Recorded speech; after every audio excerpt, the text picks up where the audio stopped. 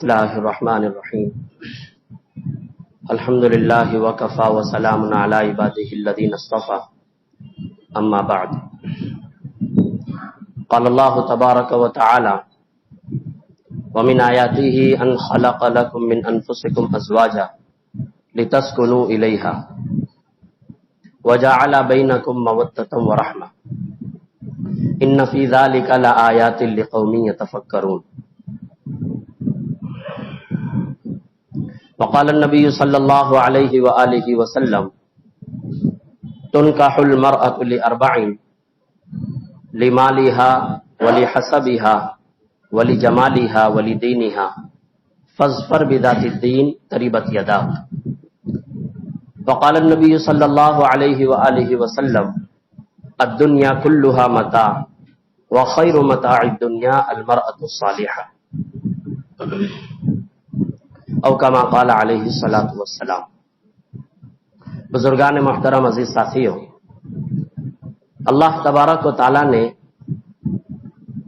ہم انسانوں کے ساتھ اس دنیا میں بنیادی طور پر 5 ضرورتیں لگائی ہیں. ان ضرورتوں کے بغیر انسان کی زندگی مکمل نہیں ہوتی. روٹی، کپڑا، مکان، نکاح اور سواری. اور ان 5 بنیادی ضروریات کے حاصل کرنے کا طریقہ بھی اللہ تعالیٰ نے بتلایا. مثلا روٹی ہے، کپڑا ہے، مکان ہے، سواری ہے، نکاح ہے. اس میں 5 میں سب سے بنیادی چیز یہ ہے کہ اس کو حاصل کرنے کا جو طریقہ ہو وہ حلال ہو.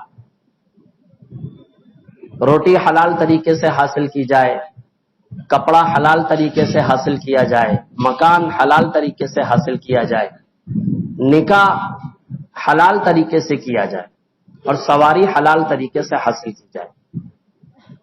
اور پھر ان 5 میں ہر ایک کے کچھ اصول اور ضابطے اللہ تبارک و تعالیٰ نے اپنے نبی صلی اللہ علیہ وسلم کے ذریعے بتلائے ہیں. لباس کے مردوں کے الگ احکامات ہیں، عورتوں کے الگ احکامات ہیں. مکان کے بارے میں یہ تعلیم ہے کہ مکان ضرورت سے زیادہ نہ ہو، اس میں بہت زیادہ خرچ نہ ہو، اسراف نہ ہو.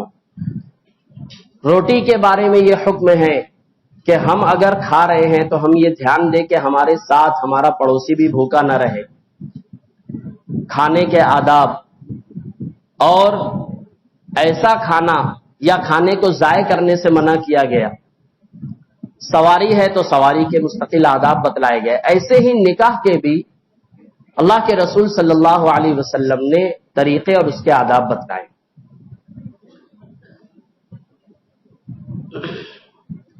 یہ بنیادی ضرورت ہے. اگر نکاح انسان نہ کرے تو وہ سماج میں ایک اچھی زندگی نہیں گزار سکتا. جیسے انسان کو روٹی نہ ملے تو وہ جی نہیں سکتا، کپڑا نہ ملے تو سماج میں رہنا اس کا مشکل ہے، مکان اس کے پاس نہ ہو تو سماج میں رہنا اس کے لیے مشکل ہے. وہ موسموں کے رد و بدل کو برداشت نہیں کر سکتا. ایسے ہی نکاح جو ہے یہ بھی انسان کی بنیادی ضرورت ہے. اسی لیے نکاح نبیوں کی سنت قرار دیا گیا. حتیٰ کہ آپ علیہ الصلوۃ والسلام نے فرمایا کہ جو سنت پر عمل نہ کرے وہ مجھ میں سے نہیں ہے، ہم میں سے نہیں. تو نکاح یہ انسان کی بنیادی ضرورت ہے. اور جس سماج میں نکاح کا رواج عام ہوتا ہے اس سماج سے بہت ساری برائیاں صرف اس سنت پر عمل کرنے کی وجہ سے ختم ہوتی.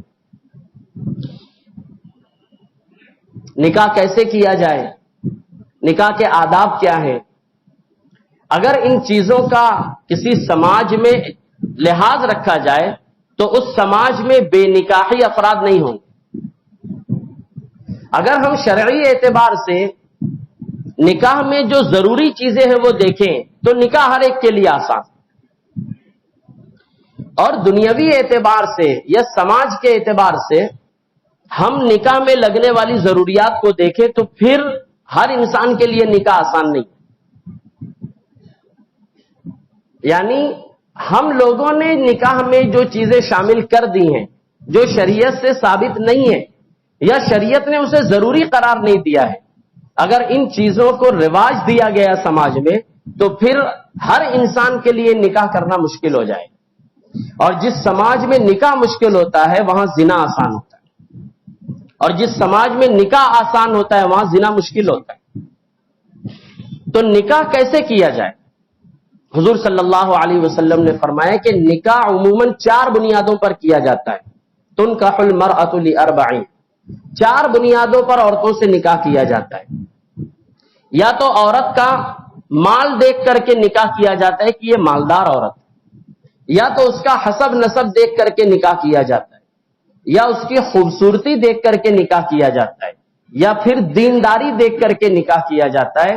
حضور نے فرمایا تم دینداری دیکھ کر کے نکاح کرو، دنیا و آخرت کی کامیابی اللہ تعالیٰ عطا فرمائیں۔ فاظفر بذات الدین تربت یداک۔ اور حضور کی اس فرمان پر اگر ہم غور کریں تو ہمیں یہ بات سمجھ میں آئے گی کہ مالدار ہر شخص سے نہیں ہوتا۔ اس دنیا کو اللہ نے ایسا بنایا ہے کہ اللہ نے کچھ کو مال دیا ہے، کچھ کو نہیں دیا ہے، تبھی اس دنیا کا نظام چل رہا ہے۔ اگر دنیا میں موجود ہر شخص کے پاس مال آ جائے تو ہمارے کارخانوں میں کوئی مزدوری نہیں کرے گا۔ تو اللہ نے کسی کو مال دیا ہے، کسی کو مال نہیں دیا ہے۔ اگر سماج میں مال کے اعتبار سے نکاح ہونے لگے، یعنی صرف مالداری کو مد نظر رکھتے ہوئے نکاح کیے جانے لگے، تو پھر اس شخص کا یا اس کی بچیوں کا، اس کی بہن بیٹیوں کا نکاح نہیں ہوگا جس کے پاس مال نہیں۔ اور ظاہر سی بات ہے جب ان کا نکاح نہیں ہوگا تو برائیاں عام ہوں گی۔ آپ نے فرمایا کہ حسب نسب دیکھ کر کے نکاح کیا جاتا ہے، اونچا خاندان دیکھ کر کے نکاح کیا جاتا ہے۔ ظاہر سی بات ہے آج ہر آدمی کے پاس اونچا خاندان نہیں ہے۔ آپ صحابہ کرام رضی اللہ عنہم اجمعین کی مثال لے لیں کہ حضور صلی اللہ علیہ وسلم کے پاس صحابہ الگ الگ جگہ سے آئے تھے۔ حضرت بلال رضی اللہ تعالی عنہ حبشہ سے تشریف لائے تھے، حضرت سلمان رضی اللہ تعالی عنہ فارس سے تشریف لائے تھے۔ تو حضور کے پاس ایسے بہت سارے افراد تھے جن کا مدینہ منورہ میں کوئی خاندان نہیں تھا، لیکن ان کے نکاح ہوئے۔ اگر خاندان کو دیکھ کر کے نکاح کیا جانے لگا تو ایسا آدمی جس کے پاس کوئی اونچا نام و نسب نہیں ہے، کوئی اونچا خاندان اس کے پاس نہیں ہے، اس کے گھر میں نکاح نہیں ہوگا۔ آپ نے فرمایا خوبصورتی دیکھ کر کے بہت سے لوگ نکاح کرتے ہیں۔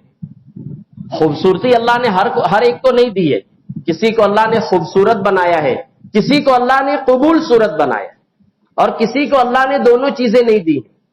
تو ظاہر سی بات ہے کہ جب یہ بنیادی ضرورت ہے تو خوبصورت ہو، قبول صورت ہو، یا یہ دونوں چیزیں جس کے پاس نہ ہو، جب یہ بنیادی ضرورت ہے تو اس آدمی کے لیے بھی یہ ضرورت ہے۔ حضور نے فرمایا دینداری دیکھ کر کے نکاح کرو۔ اور آپ غور کریں کہ دین ایسا آسان عمل ہے جو دنیا میں بسنے والے ہر انسان کے لیے اس پر عمل کرنا آسان ہے۔ امیر، غریب، شہری، دیہاتی، خوبصورت، بدصورت، ہر شخص دین پر عمل کر سکتا ہے۔ جب دینداری کو ترجیح دی جائے گی تو سماج کے ہر شخص کے لیے نکاح کرنا آسان ہوگا۔ نکاح کا مقصد اللہ تبارک و تعالیٰ نے پرسکون زندگی بتلائی ہے۔ وَمِنْ آيَاتِهِ أَنْ خَلَقَ لَكُم مِّنْ أَنفُسِكُمْ أَزْوَاجًا لِتَسْكُنُوا إِلَيْهَا۔ اللہ کی نشانیوں میں سے یہ ہے کہ اللہ تعالیٰ نے تمہارے لیے تمہارے جوڑے بنائے تاکہ تم ان سے سکون حاصل کرو۔ معلوم ہوا کہ نکاح کرنے سے زندگی پرسکون بنے گی، نکاح نہ کرنے سے پرسکون نہیں بنے گی۔ تو نکاح عام ہو، آسانی کے ساتھ ہو، اس کا رواج ہمارے سماج میں ہونا چاہیے۔ آج ایک بہت بڑی پریشانی ہمارے بڑوں کے سامنے یہ ہے کہ ہمارے سماج میں نکاح آسانی سے نہیں ہو رہے، بچیوں کے رشتے ٹھکرائے جا رہے ہیں۔ اور آپ اس کی وجوہات اگر سنیں گے تو آپ حیران رہیں گے کہ اتنی معمولی وجوہات پر بچیوں کو ریجیکٹ کیا جاتا ہے۔ اسی لیے کسی نے کہا ہے کہ اگر لڑکی دیکھنے کے لیے اپنے گھر سے نکلیں تو گھر سے اپنا لڑکا دیکھ کر نکلیں، اپنا لڑکا دیکھ کر کے نکلیں۔ جسے ہماری زبان میں کہتے ہیں کہ جب لڑکی دیکھنے کے لیے ہم لوگ نکلتے ہیں تو پیڑا چھیلتے ہیں، یہ بات مناسب نہیں ہے۔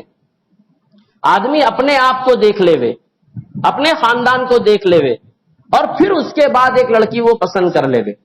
لڑکیوں کو دیکھنا اور پھر انہیں ریجیکٹ کرنا، اور ریجیکٹ کرنے کی وجوہات میں ابھی آپ کے سامنے بتاؤں گا. یہ زمینی حقیقتیں سامنے. تو حیرت ہوتی ہے، ایک آدمی پریشان ہو جاتا ہے کہ اس کی بچی کا رشتہ طے نہیں ہو رہا ہے. ظاہر سی بات ہے، آپ اپنے دل سے پوچھیں کہ آج کے زمانے میں بے نکاحی کی زندگی کون گزار سکتا ہے؟ کتنے واقعات ایسے سامنے آئے کہ لڑکے کے دادا کو لڑکی پسند نہیں ہے، اس وجہ سے رشتہ کینسل. کتنے واقعات ایسے ہیں کہ استخارے میں نہیں آیا، اس وجہ سے رشتہ کینسل. آپ یقین جانیں، استخارے کو ہم بدنام کرتے ہیں. استخارہ کوئی معمولی چیز نہیں ہے اور استخارہ آسان بھی نہیں ہے، لیکن استخارے کا سہارا لے کر کے بچیوں کو ریجیکٹ کیا جاتا ہے.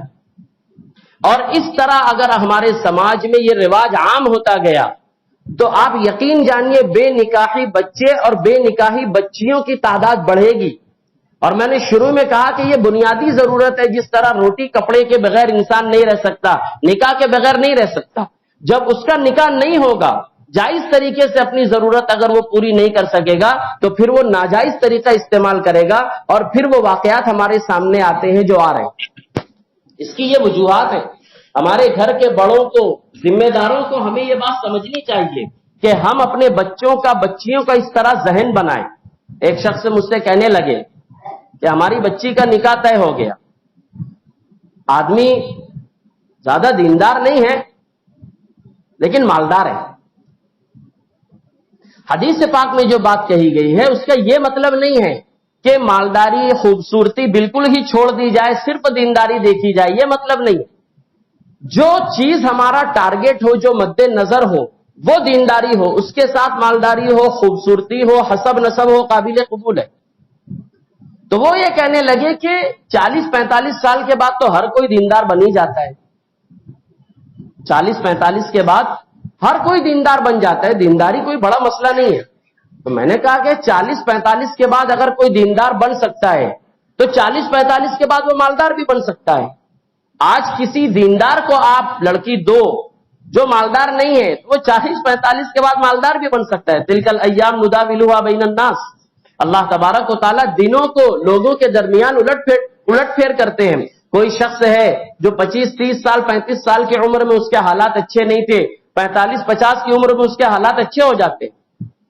ان وجوہات کی بنا پر نکاح کو ریجیکٹ کرنا، لڑکیوں کو ریجیکٹ کرنا اور تاخیر کرنا نکاح میں. حضور صلی اللہ علیہ وسلم نے فرمایا کہ 3 چیزوں میں جلدی کرو. اس میں سے ایک یہ ہے کہ بچے اور بچی کی نکاح کی عمر ہو جائے، ان کا جلدی سے نکاح کرو. تو ہمیں یہ بات سمجھنی چاہیے، جس سماج میں نکاح مشکل ہوگا، زنا آسان ہوگا، اور زنا سے بھرا ہوا سماج کبھی عزت نہیں پا سکتا. بچوں کے نکاح میں تاخیر کرنا یہ کوئی اچھی بات نہیں ہے. ان کا نکاح جلدی سے کرنا چاہیے. اور جہاں ہمیں اچھا رشتہ سمجھ میں آ جائے، گھر کے بڑے جو دیکھ سکتے ہیں وہ دیکھ لے. سسر کو لڑکی پسند نہیں ہے، ساس کو لڑکا پسند نہیں ہے، شریعت میں اس کی اجازت بھی نہیں ہے. جن 2 لوگوں کو ساتھ میں رہنا ہے وہ ایک دوسرے کو دیکھ سکتے ہیں، اس کی اجازت ہے. باقی گھر کے جو بڑے ہیں وہ یہ دیکھ لیں کہ جو ضروری چیزیں زندگی گزارنے کے لیے ہیں وہ اس کے پاس ہے یا نہیں ہے، ضروریات اس کے پاس ہے یا نہیں ہے. نکاح ہوتا ہے، نکاح کے بعد میاں بیوی کس طریقے سے رہیں، شریعت نے اس کا طریقہ بتلایا. حضور صلی اللہ علیہ وسلم کی بے شمار سنتیں اور حضور کے بے شمار واقعات اس طرح ملتے ہیں. بنیادی چند باتیں میں ذکر کرتا ہوں. حضور صلی اللہ علیہ وسلم کی ایک بہت بڑی سنت ازواج مطہرات کے اعتبار سے یہ تھی کہ حضور صلی اللہ علیہ وسلم ان کی کچھ غلطیوں پر پردہ ڈالا کرتے. یہ کتنا آسان سا جملہ ہے کہ غلطیوں پر پردہ ڈالتے، یا ہماری زبان میں کہہ لیجئے بات کا بتنگڑ نہیں بناتے. لیکن خوشگوار ازدواجی زندگی کے لیے یہ چیز بہت ہی بنیادی. اگر کسی شخص کو یہ کمال حاصل ہو گیا کہ وہ سامنے والے کی غلطیوں کو درگزر کرنے لگا، اور غلطیاں بھی کون سی ہوتی ہیں اس کی تفصیل آپ حضرات جانتے ہیں. اگر ان غلطیوں کو نظر انداز کیا گیا تو خوشگوار ازدواجی زندگی نصیب ہوتی ہے. حضور صلی اللہ علیہ وسلم کا ایک واقعہ میں آپ کے سامنے ذکر کرتا ہوں جسے قرآن کریم نے واقعہ افک سے تعبیر کیا ہے. حضرت عائشہ رضی اللہ تعالی عنہا ایک سفر میں حضور صلی اللہ علیہ وسلم کے ساتھ واپس آ رہی تھی. غزوہ تھا، دوسرے بھی صحابہ تھے.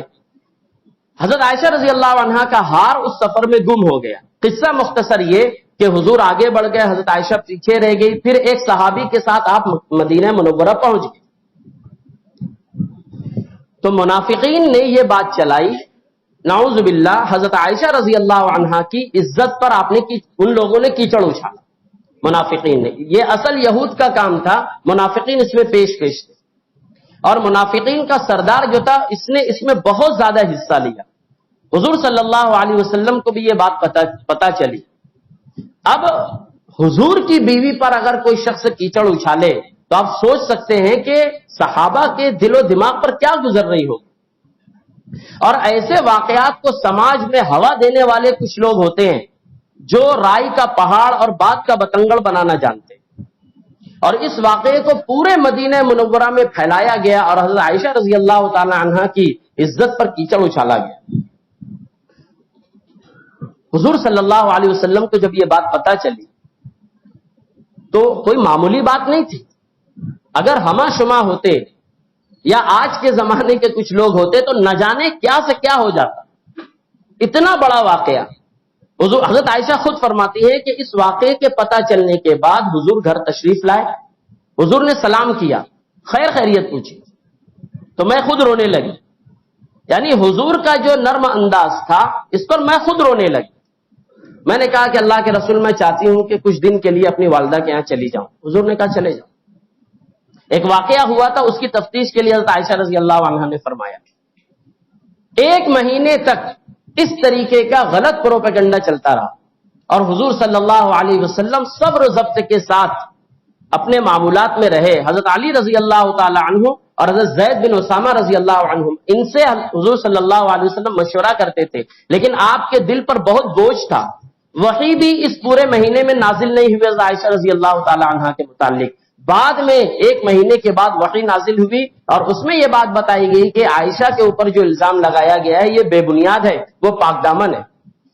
بتانے کا مقصد یہ ہے کہ اتنا بڑا الزام اگر بیوی پر لگ رہا ہے تو شوہر کا رویہ کیا ہے. حضور صلی اللہ علیہ وسلم ہمارے صرف نماز روزے کے نبی نہیں ہیں، وہ ہماری ازدواجی زندگی کے بھی نبی. ہمیں یہ سیکھنا ہے کہ حضور صلی اللہ علیہ وسلم اپنی بیویوں کے ساتھ کیسے زندگی گزارتے. اتنے بڑے واقعے کے بعد بھی حضور صلی اللہ علیہ وسلم نے کوئی پنچایت نہیں بیٹھائی ہماری زبان. آج اگر یہ واقعہ ہو جائے تو نہ جانے تحقیق اور تفتیش سے پہلے ہی نہ جانے کہاں سے کہاں معاملہ چلا جاتا ہے. ہمیں یہ بات سیکھنی چاہیے. اگر ہم کسی کی بیٹی کو اپنے نکاح میں لا رہے ہیں تو کل کو ہماری بیٹی بھی کسی کے نکاح میں جائے گی. آج اس کی غلطیوں کو درگزر کریں گے، کل کو ہماری بیٹیوں کی غلطیاں درگزر کی جائیں گی اور درگزر کرنے سے زندگی بنتی ہے. حضور صلی اللہ علیہ وسلم نے 1 سے زائد نکاح فرمائے. کوئی بیوی آپ کی ایسی نہیں ہے جس نے یہ کہا کہ حضور نے میرا حق ادا نہیں کیا. یعنی حضور اتنی زیادہ بیویوں کو جب سنبھال سکتے ہیں تو ان کی تعلیمات پر عمل کر کے ہم ایک بیوی کو کیوں نہیں سنبھال سکتے. بڑے حضرت پیر ذوالفقار صاحب ایک مرتبہ اسی موضوع پر بیان فرما رہے تھے. آپ نے کہا کہ اگر آدمی سے کبھی کچھ غلطی ہو جائے تو اسے چاہیے کہ وہ اپنی بیوی سے معافی مانگے. تو مجمع میں سے ایک شخص کھڑے ہوئے، کہا کہ ہم اپنی بیوی سے معافی مانگیں. وہ غصہ ہو گئے. کہا کہ ہاں بھائی، اپنی بیوی سے مانگنا، کسی اور کی بیوی سے مت مانگ. یعنی مرد معافی مانگ لے یہ ہمارے مزاج ہی میں نہیں ہے. حالانکہ گھر کو جوڑنے کے لیے اور میاں بیوی کے رشتے کو مضبوط کرنے کے لیے اگر جھکنا پڑے تو انسان کو جھک کر کے اس کی غلطیاں تو معافی مانگ لینا چاہیے. یہ حضور صلی اللہ علیہ وسلم کی تعلیمات ہے. اور اگر کبھی میاں بیوی میں کوئی بات ہو تو کوشش یہ کریں ہم کہ وہ بات ہمارے گھر میں حل ہو جائے. اگر وہ بات گھر میں حل نہیں ہو سکتی ہے، گلی محلے کے بڑے لوگوں کو، جس کو ہم پنچ حضرات کہتے ہیں، انہیں ہم درمیان میں لائیں اور ان کے ذریعے سے ہم مسئلے کو حل کریں. اگر اس کے ذریعے سے بات نہیں ہوتی ہے، اللہ تبارک و تعالیٰ نے ہمیں دارالقضاء عطا کیا ہے. دارالقضاء یہ کوئی کورٹ نہیں ہے، یہ ہمارا شرعی ادارہ ہے. یہاں پر قرآن و حدیث کو سامنے رکھ کر کے عمل کیا جاتا ہے. قرآن و حدیث کو سامنے رکھ کر کے فریقین کی بات سن کر کے قرآن و حدیث کی روشنی میں مسئلہ بتایا جاتا ہے. آج کتنے معاملات ہیں جو دارالقضاء میں نہ لے جاتے ہوئے کہیں اور جاتے ہیں. کہیں اور جانے کی وجہ سے مسائل بے شمار پیدا ہو رہے ہیں. ایسے کچھ افراد ہیں جو اس چیز پر نظر رکھتے ہیں کہ کون عورت اکیلی آتی ہے، کون عورت اکیلی جاتی ہے، اور پھر اس عورت کا غلط استعمال کیا جائے. اس لیے ہم اپنی ازدواجی زندگی کو سب سے پہلے ہم یہ نیت کریں، ارادہ کریں کہ ہم نکاح کو آسان کریں گے انشاءاللہ. عید کے بعد ہمارے یہاں نکاح کا موقع ہوتا ہے، گزشتہ دنوں میں بھی ابھی بھی نکاح کا موقع ہے. ہم یہ نیت کریں کہ اپنے بچوں کا، بچیوں کا، ہم جس اپنے گھر کے بڑے ہیں، ہم اپنے بچے بچیوں کا نکاح دینداری کی بنیاد پر کریں گے. یعنی اس میں خوبصورتی کو چھوڑنا نہیں ہے. حدیث پاک ہمیں پوری سمجھنی ہے. اللہ کے رسول صلی اللہ علیہ وسلم نے یہ فرمایا ہے کہ دینداری اصل ہمارا مقصد ہو، اس کے ساتھ دوسری چیزیں مل رہی ہوں تو قابل قبول ہے. ہم آسان نکاح کو آسان بنائیں. اپنے بچے بچیوں کا نکاح کی عمر کو وہ پہنچ گئے ہیں تو ان کا نکاح جلدی کرائیں. نکاح ہو جانے کے بعد جس بچی کو ہم گھر میں لائے ہیں ہم اسے اپنی بیٹی سمجھیں، ہم اسے اپنی بیٹی سمجھیں، اس کے اوپر ظلم و زیادتی نہ ہو. حضور صلی اللہ علیہ وسلم نے اپنی تمام بیویوں کے ساتھ اچھا سلوک کیا تو آپ کی بیٹی حضرت فاطمہ کو حضرت علی جیسا شوہر ملا. یہ دنیا اس ہاتھ دے اس ہاتھ لے، آج ہر شخص سے چاہتا ہے کہ اسے اچھا داماد ملے. اس کا سب سے آسان، اور میں ایک قدم آگے بڑھ کر کہنا چاہوں گا، حدیث کی روح سے اگر شرعی اس کا کوئی وظیفہ ہے تو یہ ہے کہ ہمارے نکاح میں جو عورت ہے، ہمارے نکاح میں جو لڑکی ہے، اس کے ساتھ ہم اچھا سلوک کریں. ہماری بیٹیوں کے ساتھ اچھا سلوک ہوگا. ہم اپنوں کے لیے اچھے داماد بنے تو ہمیں بھی اچھے داماد ملیں گے. اور پھر اس کے بعد اگر کبھی کوئی تنازع پیدا ہو جائے تو ہم دارالقضا پہنچے. اللہ نے ہمارے شہر کو دارالقضا عطا فرمایا ہے. قاضی حضرات یہاں موجود ہیں، مفتیان کرام یہاں موجود ہے، دارالافتاء یہاں موجود ہے. ہم کوشش یہ کریں کہ ہمارے معاملات شرعی اعتبار سے طے ہوتے ہیں. اگر انسان کو اپنے معاملات درست کرنے کی نیت ہے، میاں بیوی کے جھگڑے کو ختم کرنے کی نیت ہے، یا گھر کے جو بڑے ہیں انہیں نباہ کی شکلیں اگر انہیں چاہیے تو معاملات بڑے سے بڑے ہوں وہ حل ہو جاتے ہیں. اللہ تبارک و تعالی ان باتوں پر عمل کی توفیق عطا فرمائے. وآخر دعوانا ان الحمدللہ رب العالمین.